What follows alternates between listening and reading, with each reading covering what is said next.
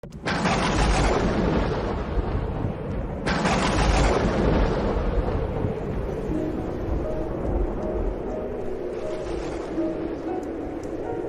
Seigneur soit avec vous. Et avec votre esprit. Évangile de Jésus-Christ selon saint Matthieu. Gloire à toi, Seigneur. En ce temps-là, tandis que Jésus parlait aux disciples de Jean le Baptiste, voilà qu'un notable s'approcha. Il se prosternait devant lui en disant : « Ma fille est morte à l'instant, mais viens lui imposer la main et elle vivra. » Jésus se leva et le suivit, ainsi que ses disciples.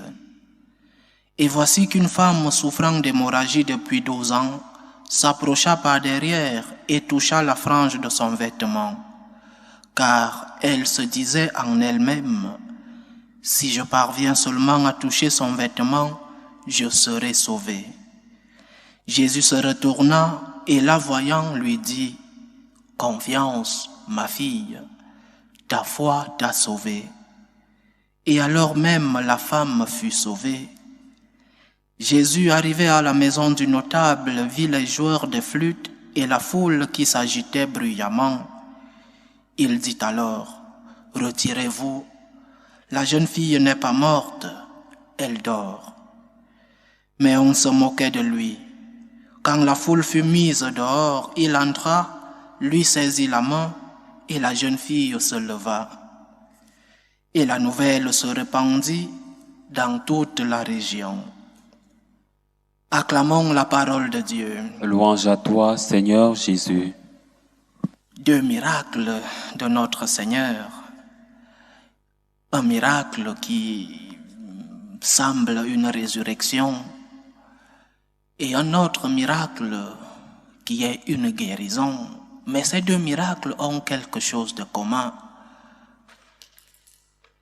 La foi de ceux qui demandent le miracle. Une chose en commun de ces 2 miracles, disais-je, c'est cette foi. La foi de celui qui demande le miracle. Seigneur, aide-moi. Est-ce que nous avons encore la foi? Est-ce que quand nous demandons à Dieu, nous avons encore la foi et la certitude que le Seigneur fait des miracles dans nos vies? Est-ce que nous croyons encore que le Seigneur agit dans l'histoire? C'est le commun, le dénominateur commun entre ces 2 miracles, la foi de ceux qui demandent. Mais il y a 2 différences dans ces miracles. Dans le premier, le miracle de la fille du notable, c'est une intercession.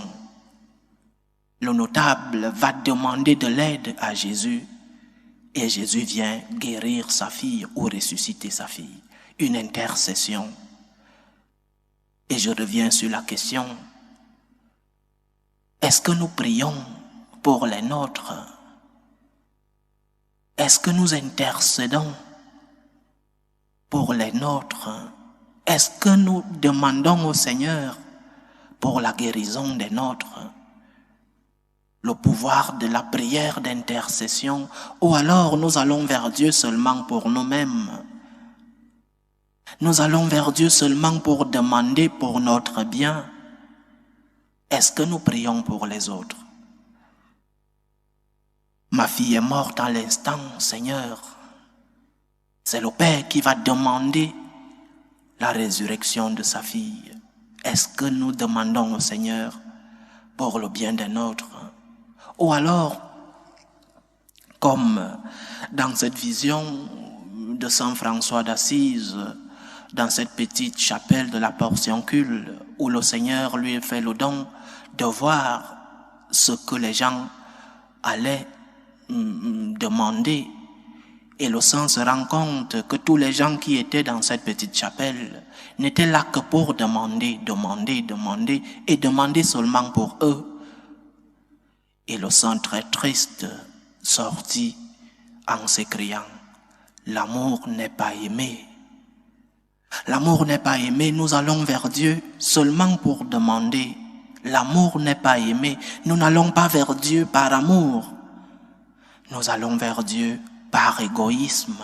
L'amour n'est pas aimé. L'amour qui est Dieu. Nous devons faire aimer l'amour. Nous devons faire aimer Dieu. Du moins, c'est cela la mission de nous autres franciscains de Marie. Aimer et faire aimer l'amour.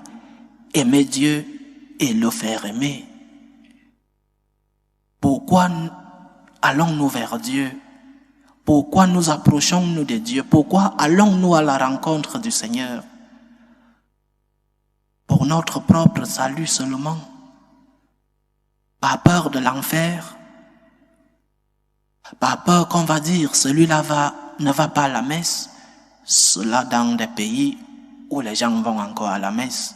Parce que dans d'autres, aller à la messe est un motif de persécution. Pourquoi allons-nous vers Dieu? Allons vers Dieu par amour. Parce que je t'aime, Seigneur, parce que tu m'as tant donné, parce que j'ai reçu tant d'amour de toi. Je viens te répondre par amour aussi. Mais n'allons pas seulement pour nous. La prière d'intercession est une prière puissante. Allons demander au Seigneur, oui, pour les nôtres. Seigneur, ma famille. Seigneur, mes enfants. Seigneur, ma patrie, mon église. Seigneur, aide les miens. Donne du travail à ces jeunes qui le cherchent. Guéris de leur maladie à tous ces malades qui ont besoin de guérison. Ceux-là qui souffrent, Seigneur. La puissance de la prière d'intercession. Mais il y a un autre détail dans cet évangile. Ces deux miracles ont une importance et ont un détail qu'il faut souligner. Le notable va demander, et en route, le Seigneur guérit cette femme qui était souffrante d'hémorragie. Donc, le Seigneur met une parenthèse pour le miracle du notable.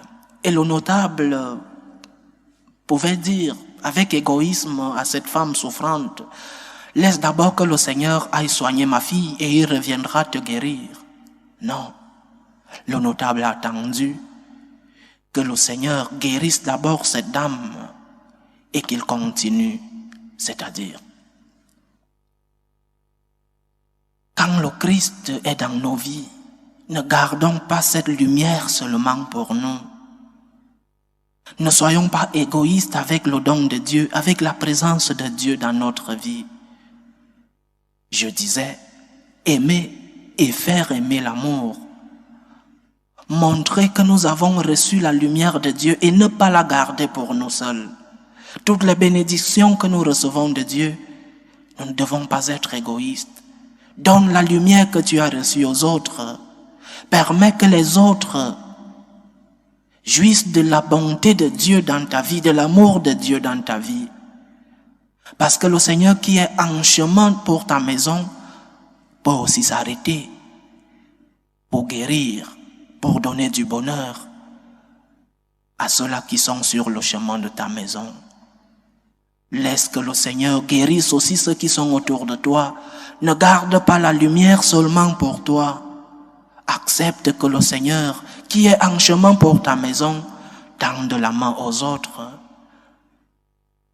Accepte que le Christ fasse d'abord le miracle à une personne avant d'arriver à faire ton miracle. Ne garde pas l'amour de Dieu seulement pour toi.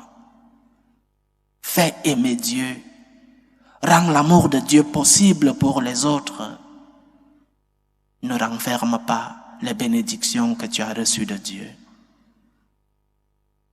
Chers frères et sœurs, prions le Seigneur de nous donner un cœur reconnaissant. Prions le Seigneur pour qu'il nous aide à pouvoir transmettre la lumière que nous avons reçue de lui, qu'il enlève de nos cœurs l'égoïsme, qu'il enlève de nos cœurs cette épine qui nous fait seulement garder pour nous les bénédictions que nous avons reçues de lui. Qu'il nous aide et qu'il nous protège. Loué soit Jésus-Christ. À jamais.